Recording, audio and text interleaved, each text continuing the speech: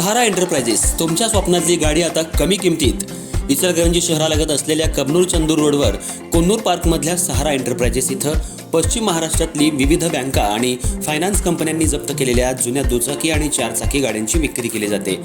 Showroom किमतीपेक्षा 25 ते 50% कमी दरात, उत्तम स्थितीत आणि संपूर्ण कागदपत्रांसह त्वरित डिलिव्हरी.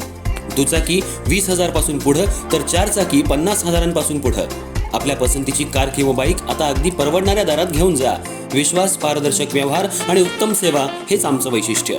पत्ता Konnur park, Kabnur Chandur road, Ichalkaranji. Proprietor Rajubhai Ajgar. संपर्क 8055810910 आणि 9860785786. सहारा एंटरप्राइजेस, दर्जा, विश्वास आणि बचत यांचं परिपूर्ण ठिकाण.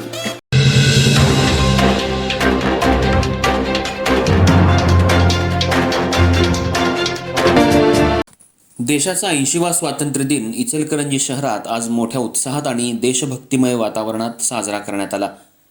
शहरातल्या विविध शासकीय कार्यालय, पोलीस ठाणी, महापालिका, शैक्षणिक संस्था तसंच राजकीय पक्षांच्या कार्यालयांमध्ये ध्वजारोहणाचे कार्यक्रम उत्साहात पार पडले.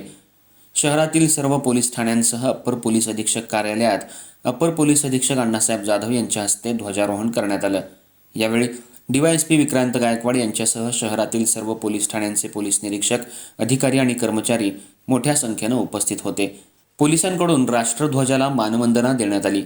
इचलकरंजीतील प्रांत कार्यालयात प्रांताधिकारी दीपक शिंदे यांच्या हस्ते ध्वजारोहण करण्यात आलं. यावेळी महसूल प्रशासनातील अधिकारी आणि कर्मचारी, विद्यार्थी आणि नागरिक मोठ्या संख्येनं उपस्थित होते. राष्ट्रगीत आणि देशभक्तीपर वातावरणात हा कार्यक्रम पार पडला. राजाराम स्टेडियम इथं इचलकरंजी महानगरपालिकेच्या वतीनं स्वातंत्र्य दिनाचा मुख्य कार्यक्रम आयोजित करण्यात आला. आमदार राहुल आवाडे, महापौर उदय धातोंडे, उपमहापौर अनिल डाळ्या आणि आयुक्त पल्लवी पाटील यांच्या हस्ते ध्वजारोहण करण्यात आलं. यावेळी महानगरपालिकेचे अधिकारी, कर्मचारी, विविध मान्यवर तसंच नागरिक उपस्थित होते. शहरातल्या हुतात्मा बाबू गेनू विद्या मंदिर इथं पैलवान अमृतमामा भोसले यांच्या हस्ते ध्वजारोहण करण्यात आलं.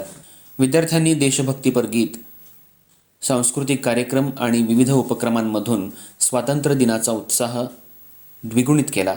याशिवाय शहरातील विविध राजकीय पक्षांच्या कार्यालयांमध्येही ध्वजारोहणाचे कार्यक्रम घेण्यात आले. कार्यकर्ते, पदाधिकारी आणि नागरिकांनी मोठ्या संख्येनं उपस्थित राहून राष्ट्रध्वजाला मानवंदना दिली.